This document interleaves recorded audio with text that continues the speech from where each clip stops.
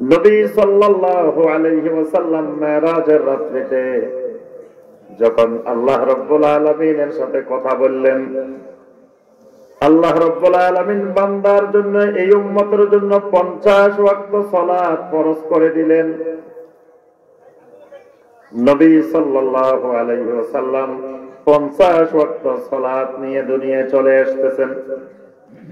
মুসা আলাইহিস সালাম নবী সাল্লাল্লাহু আলাইহি ওয়াসাল্লামকে পরামর্শ দিলেন, আপনার উম্মত তো 50 ওয়াক্ত সালাত কায়েম করতে পারবে না, আপনি রব্বুল আলামিনের কাছে আবেদন করেন আরো একটু কমাই দেওয়ার জন্য।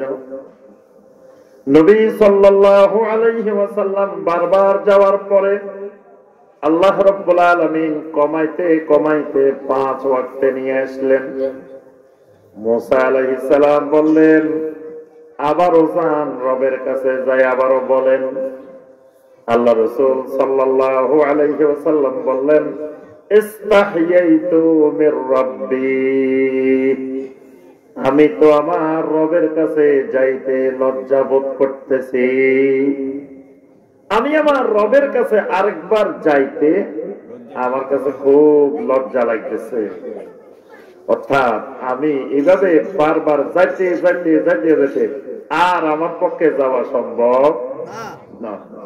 আল্লাহ রাব্বুল আলামিন বলে দিলেন, লা ইউবাদদালুল কাউলু লাদাইয়া, আমার কথার আর কোনো পরিবর্তন নাই, এটাই সর্বশেষ কথা। তোমাদের জন্য নির্ধারণ করা হলো 5 ওয়াক্ত সালাত। সুবহানাল্লাহ। তাহলে এই 5 ওয়াক্ত সালাতের সময় যখন হবে, তখন ওই সময়ে যথা সময়ে যেই সময়ের সালাত সেই সময়ে আদায় করা, এটা হলো আল্লাহ রাব্বুল আলামিনের সাথে আদব রক্ষা করা। ঠিক।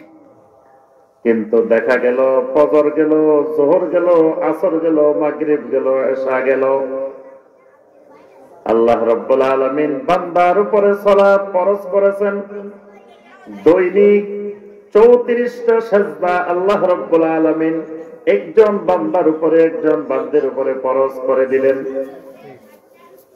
ইবলিস একটা মাত্র সিজদা ইবলিস করে নাই।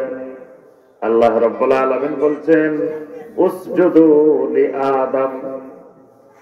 আল্লাহ পাক যখন সিজদা করার জন্য নির্দেশ দিবেন, ফাসাজাদাল মালাইকাতু কুল্লুহুম আজমাউন, সমস্ত ফেরেশতারা সিজদা করে দিলেন, একজন করে নাই, ইল্লা ইবলিস।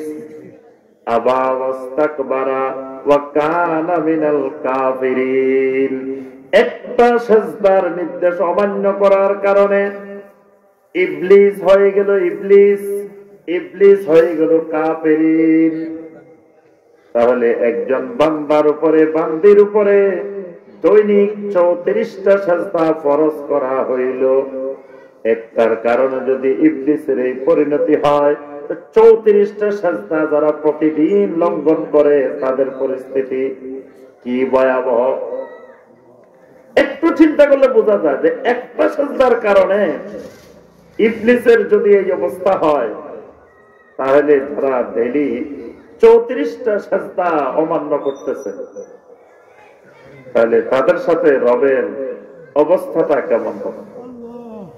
তাহলে বোঝা গেল আল্লাহ রাব্বুল আলামিন যা করতে বলছেন এটা না করা, যথাসময়ে না করা, আল্লাহর সাথে আদব রক্ষা করা হচ্ছে।